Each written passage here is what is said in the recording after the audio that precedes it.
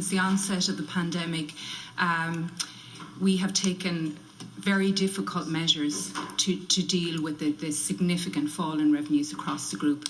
And in all those measures, we have endeavoured at all times to maintain as much as employment as possible and keep our airport operational and keep our sites open in Heritage and right across the group. So you're referring in particular to the airport there. Yeah. And at the onset of the pandemic, we implemented measures like reduced working hours. Unfortunately, we had to temporarily lay off some of our staff.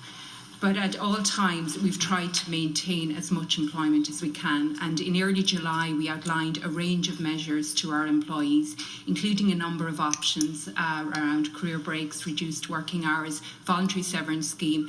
And we advised that we would be implementing a temporary reduction in pay effective from 1 September. That only applies to staff that are paid over 30,000. So we tried to protect the lower paid staff. Does it apply to management, Ms. Considine? Pardon, it applies to management. Oh, management. It does. Yes, okay. It does. What we did was we tried to protect the lower paid staff, those on 30,000 or below, and it also applies to those staff that are in full-time employment. The cut does not apply to staff that are already on reduced working hours. It is a very difficult thing.